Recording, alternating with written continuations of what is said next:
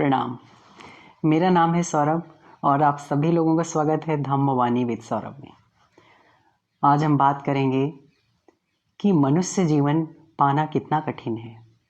भगवान बुद्ध ने कई उपमाएं देकर अपने भिक्खुओं को समझाया कि मनुष्य जीवन कितना कठिन है। भगवान बुद्ध के समय ये प्रश्न बहुत लोगों के मन में आता था। कई बार भिक्खुओं ने उनसे प्रश्न किया कि भंते बताइए, मनुष्य जीवन पाना कितना आसान है या कठिन है, कैसे पाया जाता है। तो एक बार ऐसे ही किसी भिक्खु ने प्रश्न किया, तब भगवान एक उपमा देकर के समझाते हैं, एक उदाहरण या उपमा देकर के समझाते हैं कि मनुष्य जीवन पाना कितना कठिन है। वो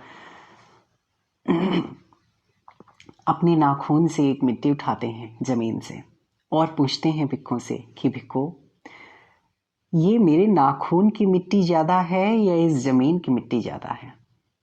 तो भिक्खु उत्तर देते हैं, भंते इसमें भी कोई पूछने वाली बात है, जाहिर सी बात है नाखून की मिट्टी आपके बहुत कम है इस ज़मीन की मिट्टी की तुलना के। तो भगवान कहते हैं, बस भिक्खु इतने ही औसत में ये मेरी नाखून की मिट्टी और इस जमीन की मिट्टी के औसत में बस इतने ही थोड़े से लोग मनुष्य योनि से पुनः मनुष्य योनि में जन्म ले पाते हैं और बाकी के ज़्यादातर मनुष्य जो इस पृथ्वी लोक पर हैं वो अपाय गतियों में खिंच जाते हैं। मैंने एक वीडियो में बताया भी है कि भगवान बुद्ध ने 31 लोक बताए हैं। उन 31 लोक में मनुष्य अपने कर्मों के हिसाब से कहाँ कहाँ जन्म ले सकता है। मनुष्य अभी आज ये आपको जन्म मिला है, इसके मरने के बाद में, इस देह के छूटने के बाद में कोई जरूरी नहीं कि आपको पुनः ये मनुष्य जीवन मिलेगा। मनुष्य जीवन आपको तभी मिलेगा जब आपके अंदर मनुष्यता के गुण होंगे। प्रकृति कोई ये नहीं देखती है, कोई क्रिएटर ऊपर नहीं बैठा है कि इस व्यक्ति ने ये किया, इस व्यक्ति ने ये किया। नहीं, ये बहुत ही नॉर्मल सी बात है, एक साधारण सी बात है कि जैसा बीज आप इस जमीन पर बोएंगे वैसा ही फल आपको प्राप्त होगा। वैसा ही इस मानस पर जिस तरह के बीज बोएंगे, खराब बोएंगे, बबूल वाले बोएंगे तो बबूल वाले फल प्राप्त होंगे, और अच्छे आम की तरह बीज बोएंगे तो मीठे रसदार फल तो प्राप्त होंगे ही आपको। तो मनुष्यता के बीज अगर आप बोएंगे तो मनुष्य जीवन फिर से पाएंगे। मनुष्यता से ऊपर के बीज बोएंगे तो मनुष्य के ऊपर की योनियों में जन्म ले पाएंगे, और अगर मनुष्यता की जगह पशुता के बीज अपने अंदर बोएंगे तो पशु योनि की तरफ या अन्य अपाय गतियों की तरफ आप खींच जाएंगे। ये प्रकृति के बंधे बंधाए नियम हैं। इनमें कोई सत्ता या कोई भगवान बुद्ध ऊपर नहीं बैठे, ना कृष्ण ऊपर बैठे हैं कि वो लेखा जोखा कर रहे हैं कि कौन आएगा तो इसके अकाउंट में ये है तो इसको इधर भेजते हैं। ये साधारणतया मनुष्य जब मरता है तो उसकी देह और उसका चित्त एक ऐसे रेलगाड़ी की तरह होता है कि वो किसी एक स्टेशन पर खड़ी है और उसके सामने 31 रास्ते होते हैं। उस रेलगाड़ी के सामने 31 रास्ते होते हैं। उन 31 रास्तों में ये रेलगाड़ी का गुण स्वभाव, अंतिम गुण स्वभाव जिस तरह का भी होगा, उसी प्लेटफॉर्म की तरफ, उसी पटरी की तरफ ये रेलगाड़ी बस दौड़ पड़ेगी। ये जीवन धारा बस इतनी ही है। तो मनुष्य जीवन पाना बहुत मुश्किल है। जिस तरह से एक उदाहरण भगवान और देकर के समझाते हैं, उपमा देकर के बताया भगवान ने कि मनुष्य, अगर कोई व्यक्ति अपाय गतियों में चला जाता है तो मनुष्य योनि में कैसे आ पाता है और कितना कठिन है मनुष्य योनि में आ पाना। आपको जो जीवन मिला है ये ऐसे नहीं मिला है। आपने कोई बहुत पुण्य अर्जित किए हैं, आपने पिछले पूर्व जन्मों में अपनी मनुष्यता के लक्षणों को धारण किया होगा, मनुष्यता के गुणों को अपने अंदर बनाए रखा होगा, तब आपको ये देह मिल पाई है, ये पंचभूत शरीर मिल पाया है। ऐसे नहीं मिला है आपको। इसको जाया ना होने देना ये समझदारी है, और कम से कम अपनी पोस्ट में बने रहना ये भी कुछ हद तक समझदारी है। लेकिन इस पोस्ट से नीचे चले जाना तो ये तो बेवकूफ़ी है कि प्रकृति ने आपको एक मौका दिया है और उस मौके को आप खो जाएंगे तो क्या मतलब है। चलिए एक उपमा देकर और भगवान समझाते हैं कि मनुष्य जीवन कितना कठिन है। मैं ये उपमाएं और उदाहरण बार बार लोगों को बताता रहता हूँ, आज ये मैं फिर से बता रहा हूँ। एक महासागर है, एक महासागर है। उस महासागर में एक काना कछुआ रहता है। उस महासागर में एक काना कछुआ रहता है जिसकी एक आंख नहीं है।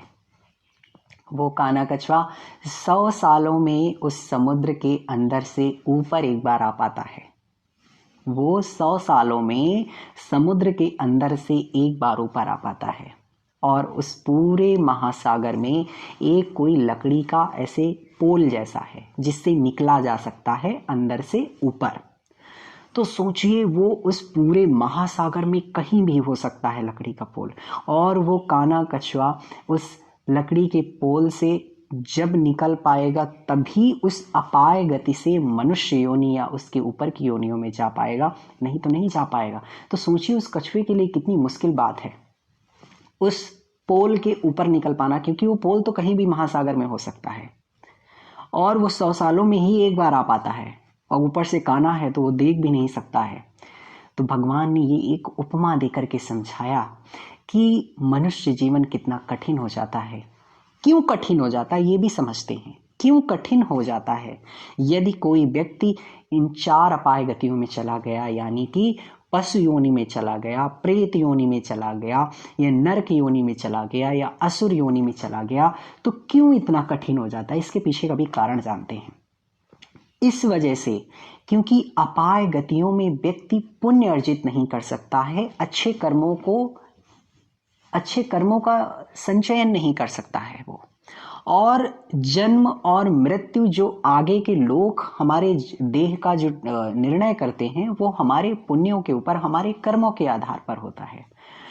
तो हमारे कर्म अच्छे हैं नहीं और हमको मान लीजिए पशु योनि मिली है, तो पशु योनि में इस तरह की बुद्धिमत्ता नहीं प्रकृति देती कि आप किसी धर्म को अभ्यास कर सकते हैं, आप धर्म में जीवन व्यतीत कर सकते हैं, क्योंकि पशु योनि में सिर्फ जीव खाना, मैथुन और सोना और अपने लिए सिर्फ एक सुरक्षा के बारे में सोचता है, इसके अलावा वो कुछ नहीं सोच सकता है। प्रकृति ने उसको क्षमता ही नहीं दिया है इन सब चीजों के बारे में सोचने की। तो वो ना तो धर्म का अभ्यास कर सकता है, ना वो धर्म में जीवन जी सकता है।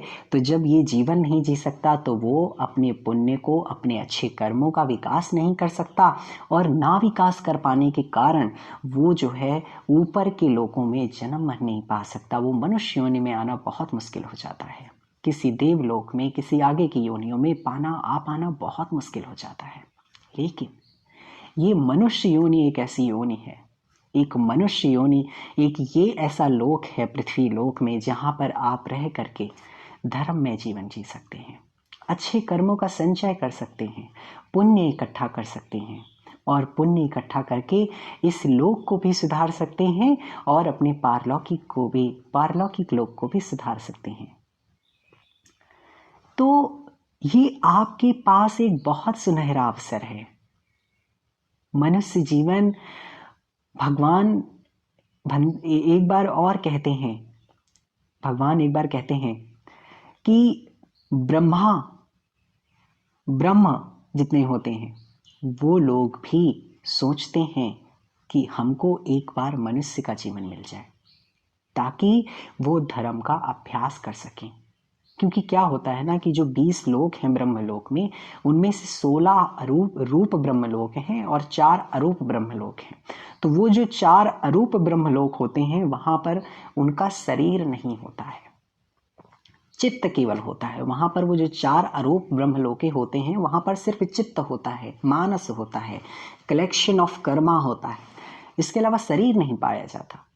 तो बिना शरीर के किसी भी तरह से धर्म का अभ्यास करना मुश्किल बात है।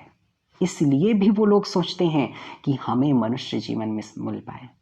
इसके बारे में त्रिपिटक ग्रंथ में न जाने कितनी जगह जो है देवताओं ने, इंद्र ने और ब्रह्माओं ने लिखा है मनुष्य जीवन के बारे में कि हमको एक बार मनुष्य जीवन मिल जाए।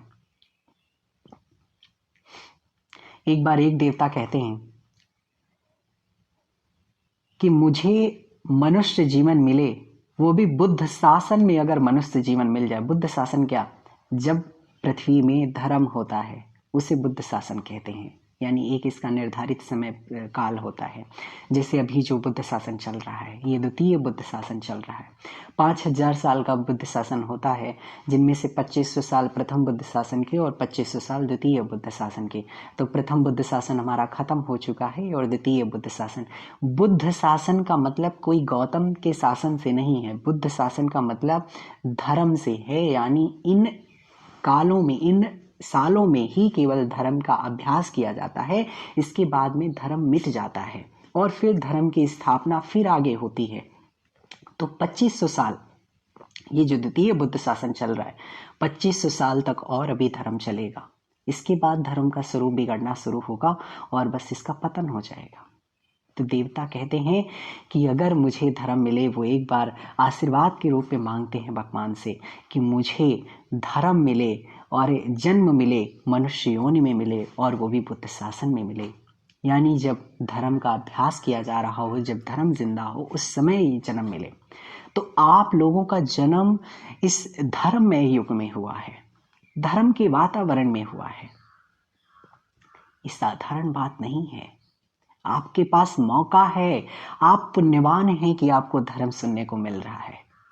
आप कितने भाग्यशाली हैं, आप कितने पुण्यवान रहे होंगे जिसकी वजह से कई लोगों को शुद्ध धर्म मिला है। कई लोग धर्म को सुन पाते हैं, कई लोगों का मानस तैयार हो पाता है धर्म के अभ्यास के लिए। ये सब साधारण सी बात नहीं है। धर्म का मनुष्य जीवन मिल भी जाए तब भी बहुत सारे लोग धर्म का जीवन नहीं जीते, अभागे हैं बेचारे। भगवान इसके पीछे भी 3 कारण बताते हैं कि कौन व्यक्ति हैं जो धर्म में जीवन नहीं जीना पसंद करते। आप लोगों ने देखा होगा अपने आसपास, आप उनको धर्म की बातें बताएंगे तो उनको रुचि नहीं आती है। आप उनको समझाएंगे, धर्म के बारे में बात करेंगे या उनसे कुछ कहेंगे, उनको अच्छा नहीं लगता है। वो हमेशा गलत कामों में लिप्त रहते हैं। इसके पीछे 3 बार, एक बार आनंद भंते जी पूछते हैं भगवान से कि भगवान, क्या कारण होता है कि कुछ लोग मनुष्य जीवन पाने के बाद भी धर्म का श्रवण नहीं कर सकते, धर्म का पालन नहीं कर सकते। तो भगवान 3 कारण बताते हैं। पहला कारण, एक ऐसा व्यक्ति जो बहुत लंबे समय तक नरक लोक में रहा हो और नरक लोक से अपने कर्मों का विपाक खत्म होने के बाद में वो पुनः इस मनुष्य लोक में आ गया हो, तो उसका जो पुराना स्वभाव था उस नरक लोक में होने की वजह से, इसकी वजह से वो धर्म का श्रवण नहीं कर सकता। ये पहला कारण उन्होंने बताया। दूसरा कारण बताया कि कोई व्यक्ति जो पशु लोक में रहा हो, पशु योनियों में रहा हो पहले के जन्मों में, और अब वह इस जीवन में उस पशु योनि के स्वभाव के कारण, उस प्रमाद के स्वभाव के कारण, उस आलस्य के स्वभाव के कारण, उस पशु योनि के स्वभाव के कारण, उसका क्योंकि जो पूर्व जन्म का जो स्वभाव है वो अभी भी है, वो पशुता की चीज़ें और वो सारी बातें वो अभी भी है उसके अंदर से। तो वो इस वजह से भी धर्म का श्रवण नहीं कर पाता। और तीसरा, वो व्यक्ति जो व्यक्ति मनुष्य जीवन में भी पिछले जन्मों में रहा होगा, किसी अच्छे कर्म की वजह से, किसी अच्छे कर्म विपाक की वजह से, कई पहले के जन्मों के जिनकी वजह से उसको इस जीवन में तो मनुष्य का जीवन मिल गया, लेकिन उसके पिछले जन्मों में उसके पुण्य नहीं है। उसका जो पुण्य है वो बहुत थोड़ा सा है ही नहीं है। इसकी वजह से वो धर्म नहीं सुन सकता है। आप अगर आज धर्म सुन रहे हैं, आपकी धर्म में यदि रुचि है और आप धर्म का यदि अभ्यास कर रहे हैं, तो आप में पुण्य है, आप पुण्यवान हैं, आप भाग्यवान हैं, तभी ये कर पा रहे हैं। ये कान धर्म की शब्द नहीं सुन सकते, ये धर्म की बात तक नहीं सुन सकते यदि पुण्य नहीं होगा। पुण्य है तभी आप अच्छी बातों को सुन सकते हैं, और सुन सकते हैं तभी उसका जीवन में पालन भी कर सकते हैं। भगवान बुद्ध ने कहा कुछ चीजें दुर्लभ हैं इस संसार में। कौन कौन सी दुर्लभ है? पहला तो शुद्ध धर्म का सुन पाना, शुद्ध धर्म का श्रवण कर पाना, ये बहुत दुर्लभ बात है। और दूसरी दुर्लभ बात यह है कि उस धर्म को श्रवण करने के बाद में उसका जीवन में पालन कर पाना, ऐसे दोनों व्यक्ति बहुत दुर्लभ हैं। तो अगर आप इन दोनों में से कोई भी एक हैं तो आप बहुत पुण्यवान हैं। आपका जो चित्त है, आपका जो मानस है, इन कानों से के द्वारा वो जो सुन पा रहा है, किसी पुण्य और किसी सत्कर्म की वजह से सुन पा रहा है। ये आसान बात नहीं है। आप लोगों को प्रोत्साहित करिए, अच्छे कामों के लिए प्रोत्साहित करिए। आप खुद धर्ममय जीवन जिए, अपने परिवार को, अपने समाज को इस धर्ममय वातावरण से उपलावित करिए। ये साधारण बात नहीं है। आपको जो जीवन मिला है, आपको किसी सत्कर्मों की वजह से मिला है। कहीं ऐसा ना हो कि आपका आखिरी जीवन हो जाए और इसके बाद आप अपाय गतियों में खिंच जाएं और पुनः फिर इस लोक में आना मुश्किल हो जाए। भगवान ने कहा, उन अपाय गतियों में सुख नाम का एकमात्र लाइन नहीं है, उधर सिर्फ दुख और दुख और दुख है। जो पूरे 31 लोक हैं, 31 लोकों में सिर्फ 4 ही ऐसे लोक हैं जहां पर सिर्फ और सिर्फ दुख है, सुख है ही नहीं है। सुख है ही नहीं, सिर्फ दुख और दुख है वहां पर। मनुष्य योनि में ये कह सकते हैं कि 70% दुख, तो 30 से 40% ऐसे सुख है। मनुष्य योनि में भी बहुत थोड़ा सुख है, ज्यादातर दुख है।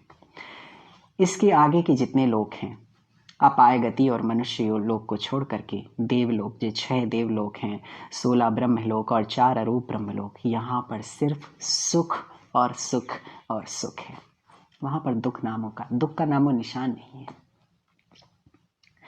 तो चलिए ठीक है, हम लोगों को आगे के लोकों में जीवन नहीं मिला, तो कम से कम ये जो लोक मिला है, इस जीवन में जो लोक मिला है, इसमें प्रकृति ने आपको एक बुद्धि दिया है अपने जीवन के बारे में विचार करने के लिए कि आप कौन हैं, क्यों हैं, आपके जीवन का उद्देश्य क्या है।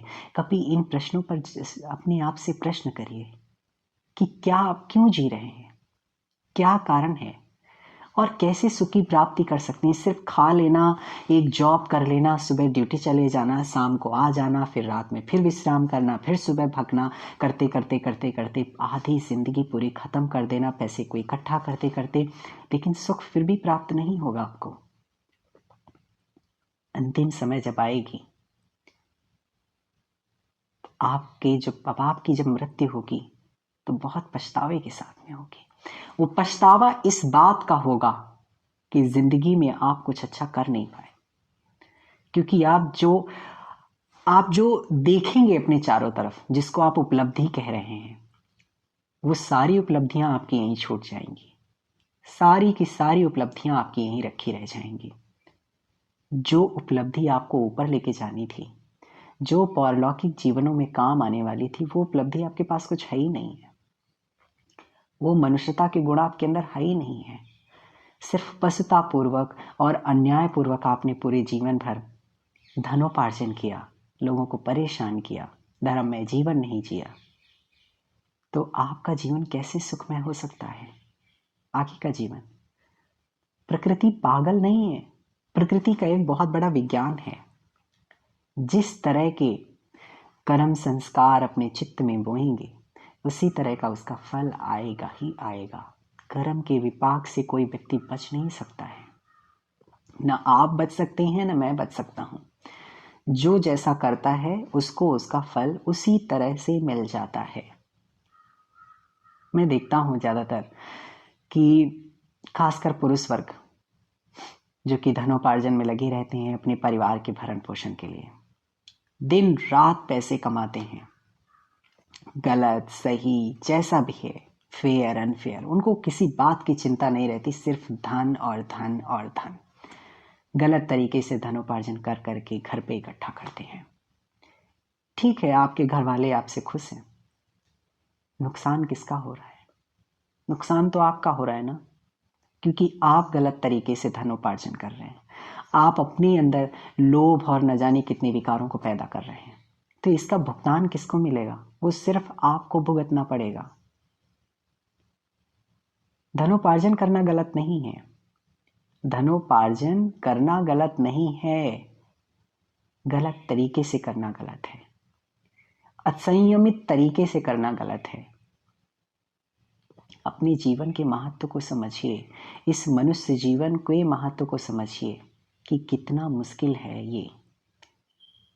आपको प्रकृति ने एक बुद्धि दिया है, धर्म को आपको सुंदर से कान दिए हैं जिससे आप ध्वनि सुन पाते हैं। तो इन कानों का उपयोग आप धर्म श्रवण करने के लिए, अच्छी बातों को सुनने के लिए उपयोग करिए। अगर आंखें दी हैं तो कुछ अच्छा दृश्य देखने के लिए करिए। हर एक अंग का, हर एक जीवन के चीज का उपयोग सार्थक तरीके से करिए। गलत तरीके से करेंगे तो नुकसान आपका है, किसी और का नहीं है। आपके दुख कोई और साझा नहीं कर सकता आपके अलावा। दुख जो भी आप पैदा करेंगे उसका जो भी भुगतान है वो आपके लिए ही है और आपको ही करना है। न परिवार इसमें हाथ बटा पाएगा, न कोई और बटा पाएगा। तो ये जो मनुष्य जीवन मिला है, खैरात में नहीं मिला है, आपके सत्कर्मों और पुण्यों की वजह से मिला है, आपके पिछले पूर्व जन्मों के मनुष्यता के गुणों की वजह से मिला है। तो उन गुणों को इस जीवन में भी बरकरार रखिए और इस मनुष्य जीवन को सार्थक करते हुए आगे के पारलौकिक जीवन को भी सार्थक कीजिए। अपने इस जीवन के महत्व को समझिए। मनुष्य जीवन पाना आसान बात नहीं है, और वो भी इस धर्ममय जीवन में कि आज भी धर्म में भी उपस्थित है, आज भी धर्म श्रवण हो सकता है, आज भी धर्म का पालन हो सकता है। ये आसान बात नहीं है। आपको इस जीवन में इस अभी इस समय आपको जन्म मिला है, आगे पता नहीं आपको ये जीवन मिल पाए कि ना मिल पाए। तो जो जीवन है उसको अपने हिसाब से जिए, पूरा जीवन सार्थक करिए। मेरी आशा है आप सभी लोग धर्म में जीवन जीते हुए अपना कल्याण साथ लें, सभी लोग अपना मंगल साथ लें, हर व्यक्ति निर्वाण की तरफ अग्रसर हो, हर व्यक्ति के मन में धर्म समा जाए, इस पृथ्वी के कण कण में धर्म समा जाए, हर व्यक्ति सुख शांति से जीते हुए अपनी देह का त्याग कर पाए। सभी का कल्याण हो, सभी का मंगल हो।